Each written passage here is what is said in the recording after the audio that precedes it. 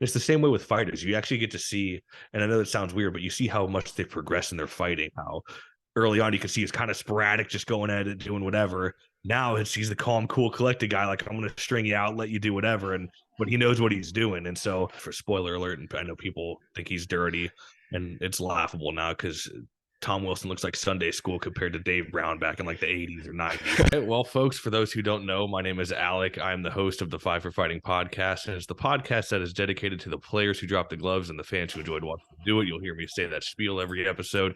But basically, I'm a big hockey fan. I've been a hockey fan since I was 2 years old. I was born in Quad City, so we had the Mallards and moved around everywhere we've gone. There's been hockey up until now here in North Carolina. Well, we got the Hurricanes, but I'm not going to get into that. But basically, I've been a hockey fan my whole life, but I've really liked the fighting aspect of the game of hockey, and it's something I kind of focus on now when I interview, former tough guys and enforcers or current players like in the Coast right now. So that's kind of the gist of everything, man. That's my fandom for hockey. It's just I've always loved it, no matter what. And the fighting is just a unique aspect of the game that's kind of going away. So I think it should be talked about. Did you grow up playing hockey at all? Not at all. I played hockey just a little bit. But because we moved to Florida when I was 2 years old. So then after that, we were right by a rink. And then once my mother got a different job, we moved away. And that was before hockey became big in Florida like it is now. There's rinks all over the place, actually. But when I was growing up, once we moved, the closest rink was like 45 minutes away. And my mother raised me a single mother till I was about 10 years old. So until then, hockey was not happening. Tell me a little bit about how you got started with your podcast and maybe like the first idea you had to do it and the first videos you updated and kind of how it got started. Yeah, so well, I can't talk about my podcast without talking about a buddy of mine, Darren, over at the Fourth Line Voice, and he's kind of the kingpin of Enforcer podcast. He's kind of the first one to really do it, and he's a guy up in Saskatchewan, and he covers guys from like ranging from junior, far more knowledgeable, and he's been a hockey fan since like the '80s. So, he started it, but I had made a group one day on Facebook called I forget I've changed the name I think twice on I forget what the original one was. It was something lame of like best enforcers in hockey fights or something like that. And I actually found a lot of former players flocking to the group, and I found out fans really like to interact with the players. And I was able to get Darren a couple guests from there at one point. And I was like, you know what? What don't I love doing this. This is what I talk about. I mean, if you for those watching the video right now, you could see how many memorabilia I have from just enforcers and tough guys in the background here. So I was like, let me try to look into starting a podcast and doing it. And sure enough, I was able to get a few guests just from the group because former players themselves are joining the group and enjoying everything. So that's kind of how I really started getting into podcasting. And it's a blessing and a curse. It's when it's fun, it's really fun, and when it's terrible, it sucks. We'll put it that way. Had you ever started a social media account before, ran a Facebook group, or any experience doing any of that stuff?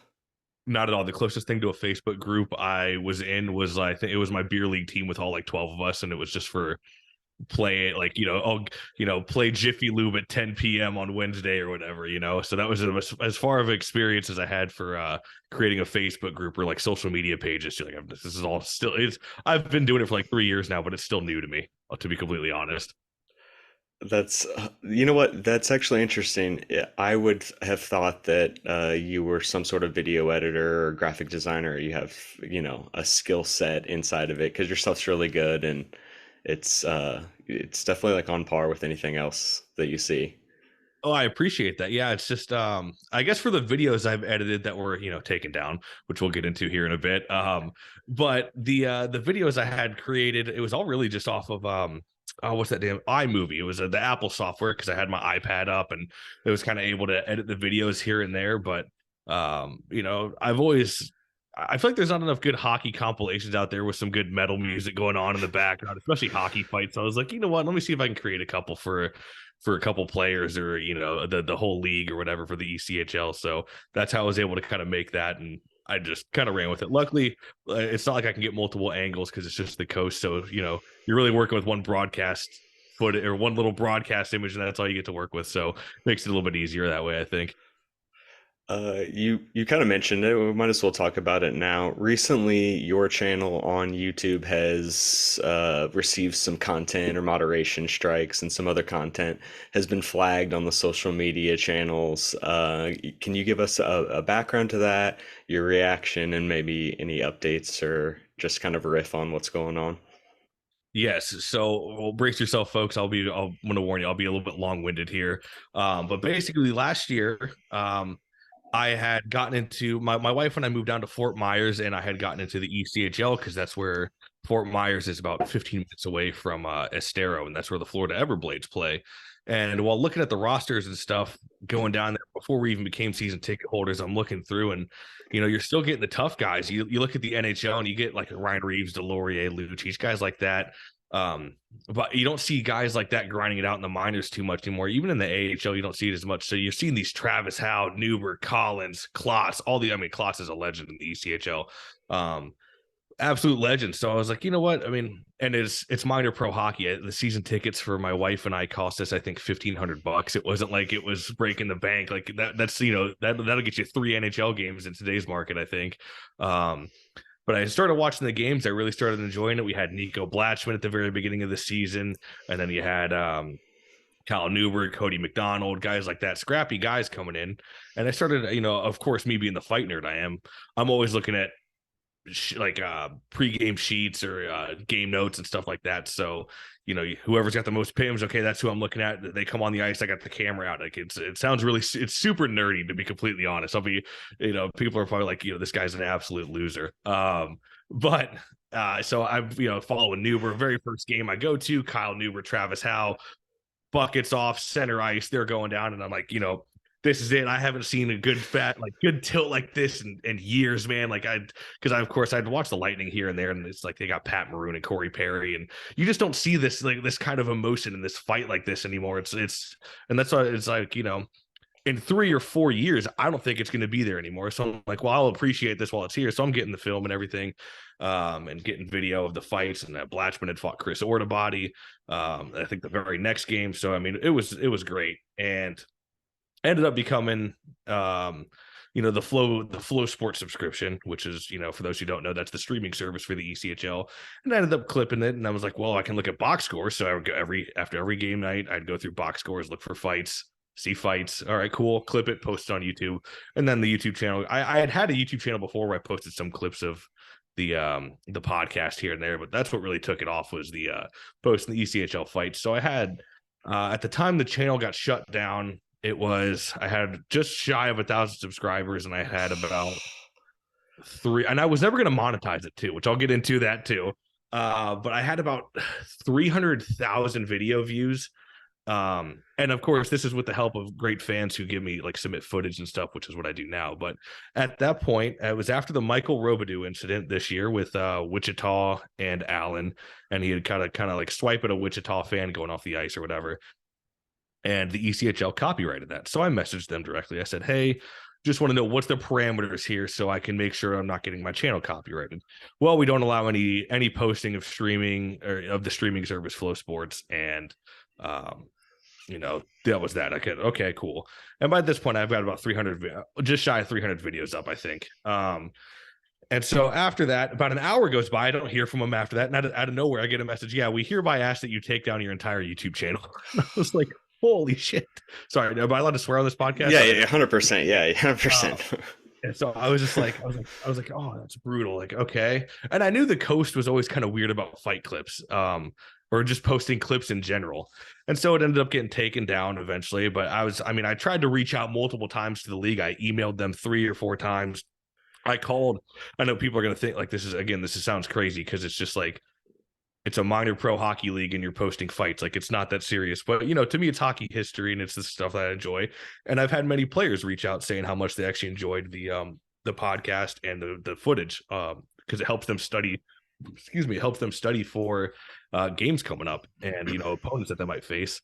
So it sucked. And I'd even called the league. I tried to call Joe Bavick, who's like the head guy for the ECHL and taking down their stuff. I had tried to call Ryan Karelan, who is the the commissioner of the ECHL, and to no avail. I'm shocked. I left and I was kosher. I wasn't motherfucking him or anything like that. I was very kosher in my email and my phone calls. And I know some people might see the Twitter or the Instagram now where you see me making memes or whatever about it because it's just kind of funny at this point. But I got one standard really like, oh yeah, well, we just don't allow anything like that to be posted from our streaming service, and that was the end of that. It never really Nothing ever came to fruition of it despite my efforts. So now I'm basically just posting fights that are sent to me by fans. That was the one thing that they told me, where they said, if it is taken from the game, if it's fan footage, you're free to post it. And I did also notice too, I had a team reach out to me in the off season, or not the off season. This was after everything had happened.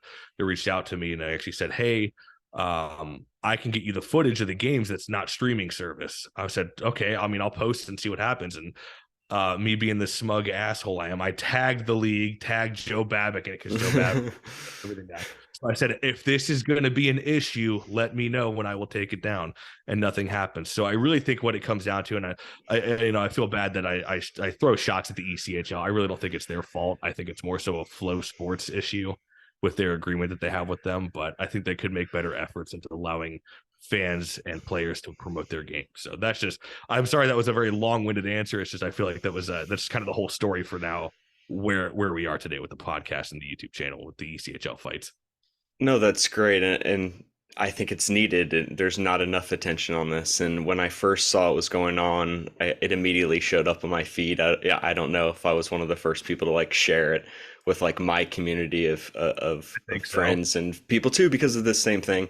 A large percentage of ex-players and fighters and people that I admire and people that carry on the tradition of like tough guys in hockey that I've connected with, as an appreciation and show like respect to the game, follow me and stuff. And it's like, hey, here's what's maybe happening that you don't see going on that might end up being really detrimental to hockey, because if we can't show clips like this and you can't allow, this culture to be shown and it's being taken down and you're penalizing creators, then once they do outlaw fighting or make the rule from 8 to 5 to 3 to 4 to 2 to 1 before you get kicked out, like there's going to be nobody that has passion for it or nobody that knows the game to like stand up and say, hey, we don't want this removed from the sport, or there's a history to this, or and I have a problem with what they did on so many different levels. Number one, like Creative Commons generally says,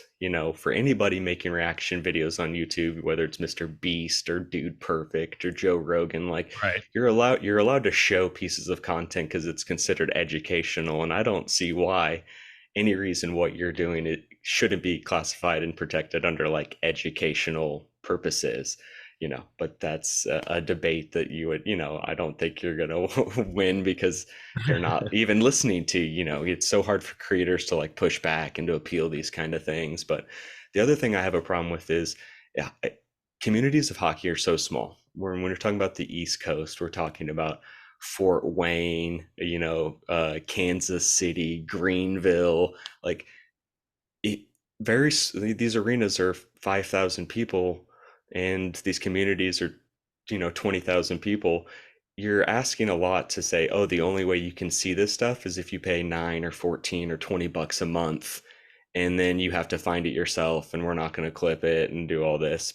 That's basically what they're saying to like fans of hockey, is like, oh, you can't get it anywhere else other than through us and through the people that we say it's okay. And it's like gatekeeping. I have such a problem with that. And then hearing at the end you say that like, oh, we don't have a problem with you showing video from the stadium, like they kind of control the product or hockey. Like, no, that's okay. Like we can't Right. stop you from watching hockey with a camera in your hand at the arena. We tried, we asked our lawyers, it's not enforceable, but so No, like it's it's like, completely insane. yeah, and it'd be one thing if I was posting full game footage, but it's most fight clips. I mean, you're lucky if they go over 30 seconds, unless you're getting Travis Howe and Kyle Newber with their 45-second to a minute long marathons. Most fights Right. will last, you get 15 seconds and then another 10 seconds for the replay. It's not like I'm posting the full game. And again, you want people to find out about your product. You want them to pay for Flow Sports. Well, how are they supposed to find out about your product if they have zero marketing done? Because I've brought this up to them in their email. I said, you look at your Flow Hockey, their YouTube channels or their Twitter. One, they don't have nearly as many followers as I do, which I'm not trying to say I'm the end all be all. It's just what I'm saying with what I mean by that with how my followers can help is my followers like that content. That content is what they're following the page for. Therefore, they like the content, they're going to share the content. Sharing content equals more views and more attention on the league, which you'd think that's what they would want, but for whatever reason, they decided not to. And despite, like I said, my best efforts, they're going to sit there and go back to their old ways of Flow Hockey posting no footage for the past 6 months, or you get the top 3 saves in the ECHL, and that's your fun for the week. Here you go, enjoy. Yeah. So it's an odd marketing strategy, if you ask me. I didn't go to college. All I did was, do the military for 4 years and drive a truck. So I'm not smart enough to have a degree or anything, and I don't know about marketing 101, but I feel like that's not really good marketing. That's just me. And it's just how media cycles work nowadays too. Like, I watch a lot of hockey. I probably watch more hockey, not as much as I used to. I was a video assistant for an ECHL team, so I watch like more hockey than the average person. But even now, Right. I can't watch everything. I can't watch everything. And it was so cool to see what happened. I think it was that South Carolina Everblades game where they were on the line. They were battling on the line last year and they were pushing each other on the line, spearing on the Nico line. Blatchman. Yeah, that was South Carolina and Jacksonville. That was Travis That's Howe right. and Nico Blatchman. Yep. I'll tell you what, I didn't watch a lot of games in the coast that year, but I watched and I paid attention when South Carolina played Jacksonville from that point going forward. And I don't think I could tell you what any of those other teams did that season. So that's No, what I it's mean by true. it's great for the game. Like, you see one clip like that goes viral, all these places share it. It might end up on a bigger account, whether it's like TSN or God forbid ESPN shows like a fight clip or makes it a top 10 Yep. and everybody runs to try and copy it and put it on their page. Like, they're not putting those clips out themselves or having it'd be one thing if like Bob Menery or they like hired somebody to like do a Flow Sports recap or like a reaction show, but Right. like how are fans going to find out about these like intricate things that encourages them to dive deeper in a culture of like so much going on anyways when you have to pay to just get in the first place?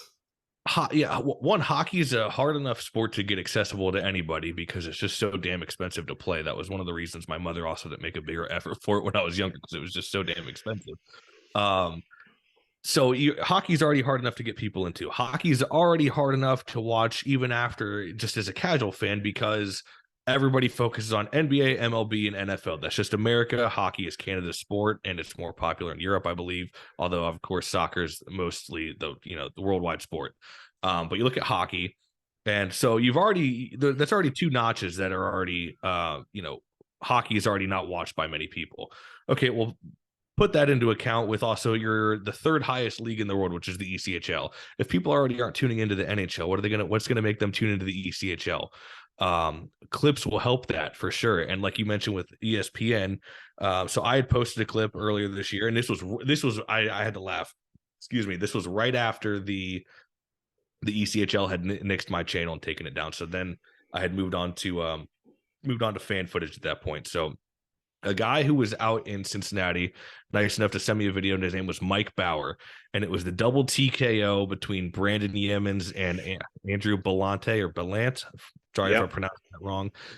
There was the double TKO, and I mean, that thing blew up. That's my most viewed video ever. Sports Center got a hold of it on Instagram. It's got over, I think it's got over like 7 million views or something like absolutely insane, like absurd for minor pro hockey. But the thing is, I had so many people ask, what teams are these? What league is this? Blah, blah, blah. ECHL, you missed out because every single game, as I'm watching here on this, as I have intermission with the Trois Rivières Lions and the Norfolk Admirals, logos, where to watch. But because it's a fan captured video, nobody had any clue where it came from. You don't know if it's the ECHL. Thankfully, I put ECHL in the damn video description. So that's how people were able to, ESPN was able to figure that out. but there's no logos, there's no branding. So how would people know where to go watch that product? They just don't. It's a fan taken video.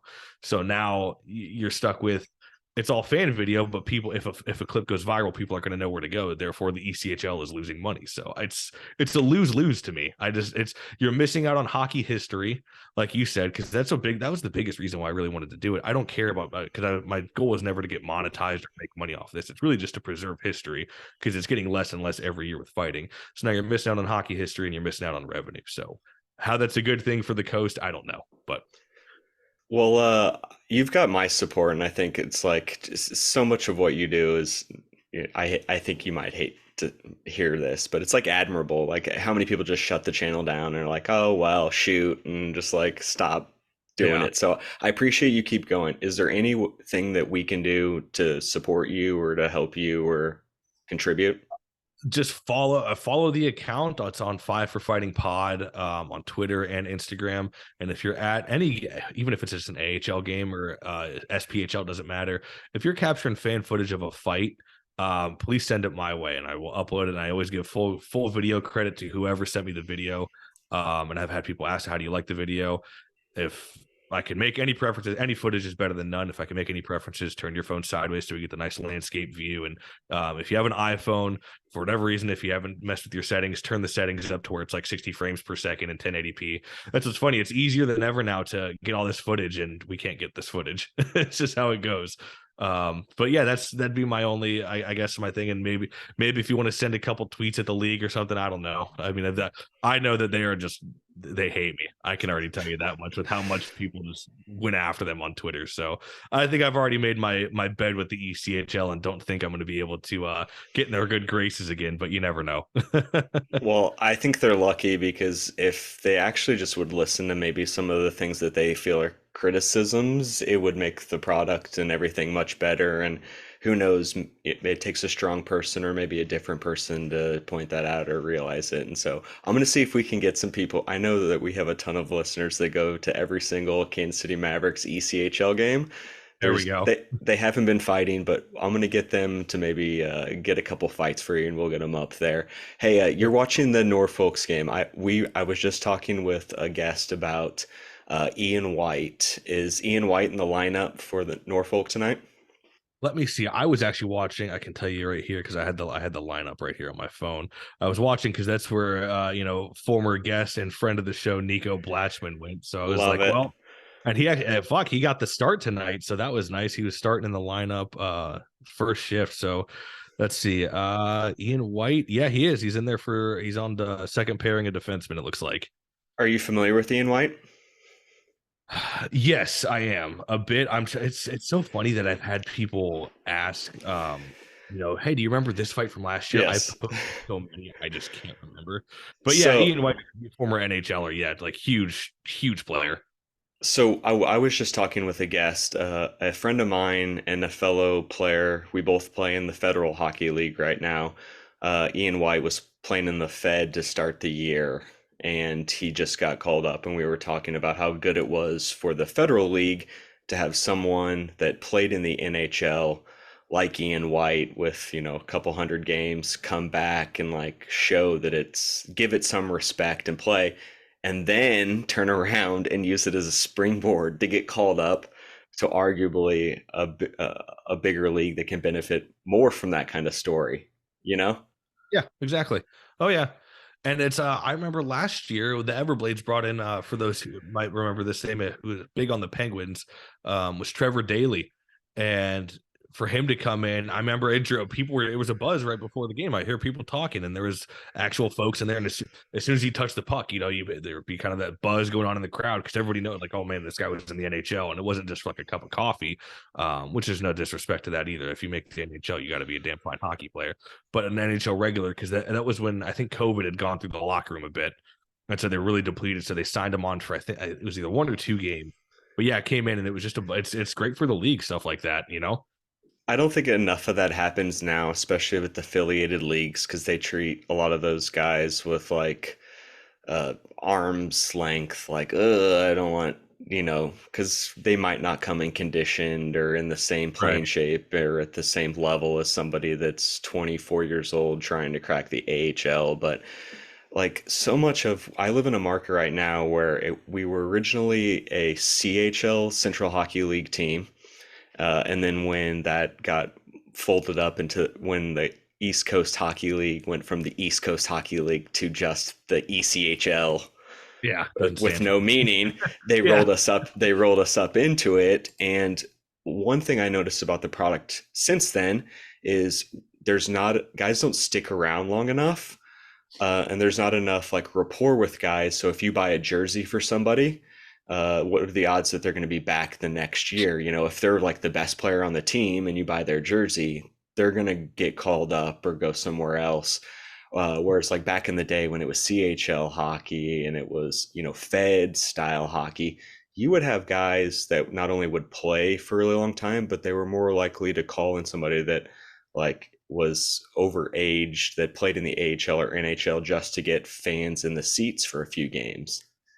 Oh yeah, no, 100%. And that was like it's so weird to see where the game has gone today. And I know it sounds weird for me to say for some folks listening, because I mean I'm the ripe old. I turned 27 this year, so I got to see, you know, the shades of minor pro hockey when I was in Quad City and what have you. But like even to just go back and look at some of the stats, because of course being a tough guy fan, you get to see all the older footage, and you look at guys like Trevor Sen. I mean, he's putting up 500 minutes and 40 points. Like like that's ridiculous to think about. But he was a lifer in the United League and the ECHL and leagues like that. You just don't get veterans like that anymore. Like you said, if they're too good, then they get called up immediately, and then they'll be stagnant in the AHL likely, and then never really get.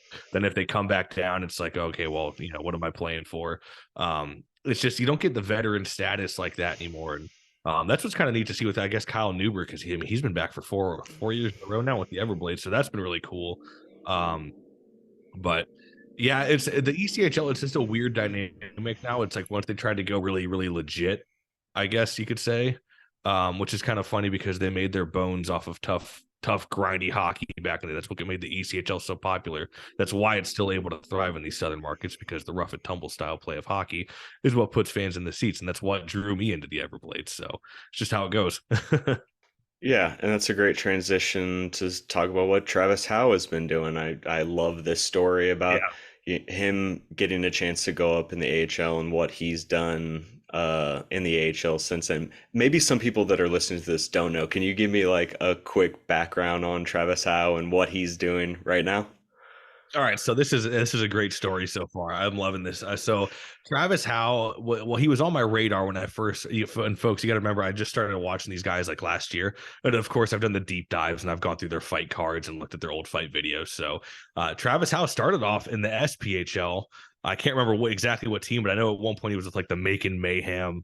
Um, and what's the other team he was on? I can't remember off the top of my head. But then he was with Utah in the ECHL. He was with Greenville, and now he's with Jacksonville. But this year, and I'm still a little mad at that. The selfishness in me is mad that he got called up, because it was like right before the game. I was going to one game this year during Christmas, and it was, you know, I was like, you know, Nuber and Howe, they only fought once this year. I said they definitely got more in the tank. None of it, they're not at their fight limits, not even close to it. So I was like, they should be going while I'm here.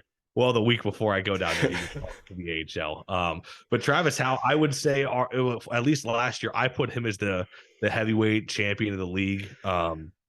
I mean, dude, he's just and it's cool. You can see his progression too. Everybody, you see progression with guys who skate and the finesse and the deking and whatever. And as they get older into the NHL, it's the same way with fighters. You actually get to see, and I know that sounds weird, but you see how much they progress in their fighting. How early on you can see he's kind of sporadic, just going at it, doing whatever. Now he's the calm, cool, collected guy. Like, I'm going to string you out, let you do whatever, but he knows what he's doing. And so he ended up getting called up to the AHL to San Diego, which is weird. I don't know how they got a hold of him, because I believe New York, yeah, New York, it would have been the Hartford Wolfpack with the Jacksonville affiliate. So I'm not sure how he ended up in San Diego, but so far he's already got 5 fights on the year, and he's I want to see him fight Brett Gallant, but they don't play, because I think Brett Gallant's probably still the toughest guy in hockey right now. Old Wiley vet with Cleveland, but they don't end up playing the San Diego Gulls. But Travis Howe's a guy. I mean, that's how it's so rare to see that today. A guy coming up fighting and getting called up for his fighting, because he's not. And that's what I saw some people say. I'm like, well, well, he doesn't have that many points. I'm like, well, Travis Howe isn't on San Diego to score points. Come on now. If he did any amount of research, you know what he's there for. And so to see a guy progress from the SP to the ECHL and now to the AHL, and who knows, because we all know Trevor Zegras runs the hell out of his mouth in the NHL. So I think you're going to need Travis Howe to protect him up there. So Anaheim, if you're listening, give Travis Howe a call up. Buddy, I think you are onto something. That's exactly where I was going with this. Is I think you have to keep somebody in the pipeline, or you have to keep this in mind that you have a young player that you're going to need somebody to maybe ride shotgun with some muscle to make sure things don't, I don't know, get out of hand. I mean, look what happened with the whole, what's that? Is that Minnesota Rangers rivalry where everybody's like, oh, or is that Minnesota that last year that they didn't have Oh a no, tough guy and they got walked over? it was Washington, and Tom Wilson did Washington, yeah, some right. good. And then Tom Wilson, which I love Tom Wilson, shot it for spoiler alert. And I know people think he's dirty, and it's laughable now because Tom Wilson looks like Sunday school compared to Dave Brown back in like the 80s or 90s. But yeah, he did that, and then the Rangers had no response. And then their next response was, okay, we fought 3 times off the draw. And the fights were a bunch of kind of nothing fights, but it's still cool that they did it. But yeah, they had no response for Tom Wilson. That's when they got Reeves, and then Wilson was hurt. So I think that really put a damper in that rivalry. And now Reeves is out there in Minnesota. But Right. yeah, and I do think Anaheim's going to need somebody because Zegras, from what I could tell, no disrespect, but he does run his mouth and he's not throwing down. And you could talk so much. And we saw what happened last year when Jay Beagle, of all people, tuned up his teammate because Zegras was running his mouth and doing whatever. And so I mean, I think I don't see why not call Travis Howe up if his conditioning is there and he can skate, which I've seen him play. Travis Howe can wheel too. So, I mean, hopefully he gets a call up to the NHL. That would be unreal. Absolutely unreal. I think that there's something to that, and we might be onto something. So we're gonna put it down as we called it when it happens, or you called it when it happens, because I think Yeah, you're there we right. go. And what Gretzky said, with Marty McSorley riding shotgun those years, like it just makes you feel better that the team is investing in somebody to kick the shit out of anybody that comes after you. Yeah, and it was funny actually. I was just watching for the first. I don't know what made me turn it on, but have you ever seen the film Ice Guardians? Yeah. So I don't know. I haven't watched that in like 4 years probably. And out of nowhere the other day, I was sitting on the couch. I was like, oh, well, it's on Prime. I'll watch it. And we ended up having to go out somewhere, so I didn't end up finishing it. But actually, I left right off on the part where it was Brett Hull talking about it, and he said, Brett Hull wouldn't be the same hockey player without Tony Twist or Kelly Chase having his back out there in St. Louis. And I mean, if a player like that of that stature and that caliber is talking up tough guys and their importance on the role, I don't think you can deny it, regardless of what the new age stat nerds kind of think about it. Yeah, which goes completely against why I don't like ECHL's 8 fight or 5 fight rule is you're handcuffing these decisions where if you do have a good player on your team and it's 3/4 of the way through the season and he's playing in the coast but belongs in the AHL and there's been no accountability because he's tried the Michigan twice and he's talked crap on social media about your team and the Travis Howe and the Kyle Neuber on your team is like, I'm going to take this kid's teeth out.